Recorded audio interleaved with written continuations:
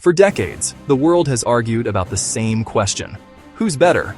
Batman or Iron Man? Superman or Captain America? It's the kind of argument that lights up comment sections, divides friendships, and fills convention halls. But behind this fandom war lies a much bigger story. Because while fans debated who'd win in a fight, Marvel and DC were fighting a real battle, one for survival. A battle not fought with superpowers or capes, but with contracts, billion-dollar deals, and one ruthless business decision after another. This is the untold story of how a bankrupt comic company outsmarted one of Hollywood's oldest studios and built an empire that changed entertainment forever. Before billion-dollar box offices and cinematic universes, there were just ink and paper, comic books. And in the beginning, there was DC. Born in the 1930s, DC didn't just create heroes, it created modern mythology. Superman gave hope to a world in depression. Batman represented justice and corruption. Wonder Woman embodied compassion and strength. For decades, DC wasn't just a comic company, it was the superhero genre. Marvel, then Timely Comics, was the imitator. Until a young writer named Stan Lee flipped everything. He asked, what if heroes weren't perfect? What if they were like us? Spider-Man was broke. The X-Men were outcasts.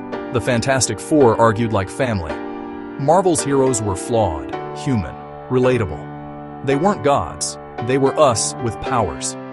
If DC's heroes were myths to look up to, Marvel's were mirrors to see ourselves in. That one difference, myth versus mirror, would shape everything to come. By the 1970s, DC ruled the world. Now part of Warner Communications, it had Hollywood behind it. In 1978, Superman hit theaters and made people believe a man could fly. A decade later, redefined dark hero cinema. Jack Nicholson's Joker, Prince on the soundtrack, $400 million at the box office. DC wasn't just making movies, it was shaping culture. Meanwhile, Marvel was chaos. Its comics sold, but its films flopped. The rights to Spider-Man, Hulk, and others were scattered across studios. DC had power and polish. Marvel had potential and problems.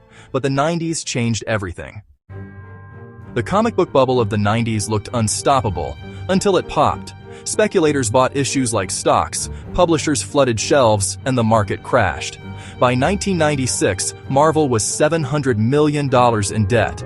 Bankrupt, broken, they sold their crown jewels. Sony took Spider-Man. Fox took X-Men and Fantastic Four. Universal got Hulk. Marvel didn't just lose control, it lost identity. While DC enjoyed Warner Bros.' protection, Marvel was selling itself in pieces. Yet, rock bottom gave Marvel something priceless: freedom. With nothing left to lose, they could take wild risks. It started small, with Blade, 1998. A vampire hunter few knew, made $131 million. Then came X-Men 2000, Spider-Man 2002. Huge hits, but Marvel barely profited. The studios got rich, Marvel got scraps. That's when producer Kevin Feige noticed something. In the comics, all these heroes shared one universe. In the movies, they didn't. What if we connect them? The way the comics do, he asked. A shared universe, interlocking stories, a single ecosystem. In 2005, Marvel made a radical move to make its own films. No studios, no safety net. They mortgaged their characters for a $525 million loan. If the first movie failed, they'd lose everything. And their first film wasn't Spider-Man or Wolverine. It was Iron Man. A mid-tier hero, played by a risky choice, Robert Downey Jr. Hollywood laughed, until the armor powered up, and everything changed. Iron Man was more than a high tea. It was a blueprint.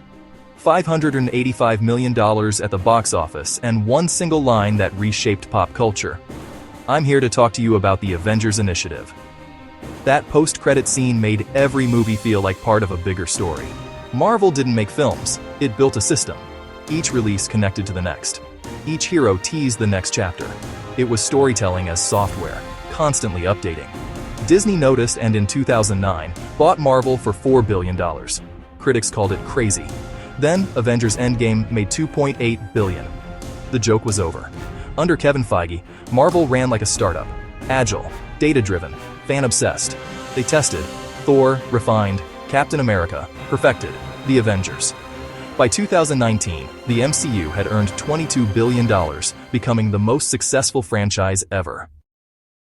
While Marvel built a universe, DC built confusion. After the Dark Knight trilogy, DC had both money and respect, but instead of patience, Warner Bros. Chased Marvel's success overnight. 2013's Man of Steel tried to reboot Superman. Audiences were divided. Then came Batman vs. Superman. Two of the biggest icons ever. One film. It should have shattered records. Instead, it disappointed. Because Marvel built its world on trust, DC built on urgency. Marvel earned audience loyalty over time. DC tried to buy it in one go. Then came Justice League, a storm of studio changes, reshoots, and clashing tones. Fans rebelled. The Snyder Cut became a symbol of what could have been. Marvel had one guiding mind, Kevin Feige. DC had a boardroom. Every reboot reset the fanbase. By the time Joker and the Batman arrived, they had critical praise but no shared universe. DC wasn't building momentum. It was starting over again and again. At its core, this was never just about heroes. It was about systems. Marvel's approach was Silicon Valley thinking. Test fast, learn faster, connect everything. DC's was old Hollywood. Big names, big budgets, big bets. Marvel's underdogs gave it flexibility. DC's legends created pressure. Superman had to be flawless. Batman had to be brooding. No room to evolve. Marvel built from the bottom up. DC tried to build from the top down. One built momentum. The other built expectations. By the 2010s, Marvel was more than a studio. It was an ecosystem. Every movie fueled merchandise, Disney Plus parks, and pop culture. A flywheel, not a film slate. Every release felt like an event. Trailer drops became internet riots. Fans didn't just watch Marvel, they belonged to it. Meanwhile, DC's world splintered. Multiple Batmans, confusing timelines.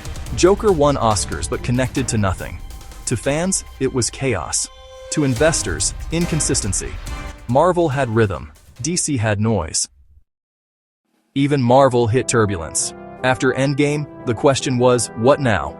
Phase 4 expanded. New heroes, new timelines, endless spin-offs. But expansion came at a cost. Fatigue. Audiences couldn't keep up. For the first time, Marvel felt mortal. Meanwhile, DC hit reset again. In 2022, Warner Bros. Discovery put James Gunn and Peter Safran in charge. Their goal, one connected universe across film, TV, animation, and games. It's bold, it's risky, and it might be DC's last chance to rebuild trust. Marvel didn't just win more. It adapted faster. It built like a startup.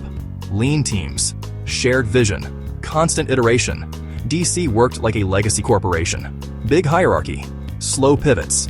Marvel became Apple, sleek, unified, audience-driven. DC became Microsoft circa 2005, powerful but fragmented. Yet competition keeps them both alive. Without DC's icons, Marvel has no mirror. Without Marvel's innovation, DC has no rival. It's not a war. It's evolution through rivalry. The next frontier isn't theaters, it's universes. Streaming, gaming, AI, fan-built worlds. Tomorrow's fans won't just watch stories, they'll shape them. Marvel is testing interactive shows. DC promises one unified canon across media, something never done before. The question isn't who wins, it's who adapts faster. Because superheroes no longer live on pages or screens, they live in ecosystems. The companies that treat stories like platforms, not products, will own the future. Next time you see a Marvel trailer or DC reboot, remember, you're not just watching a movie, you're witnessing a corporate war that rewired Hollywood. One rose from bankruptcy to empire, the other is still rewriting its destiny. But the battle isn't over, because in this universe, evolution never stops. And maybe that's the real story of Marvel versus DC. Not who's stronger or richer, but who learned the ultimate superpower: strategy.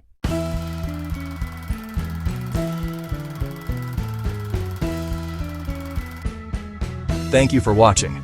If you like this video, don't forget to subscribe for more business stories like this one.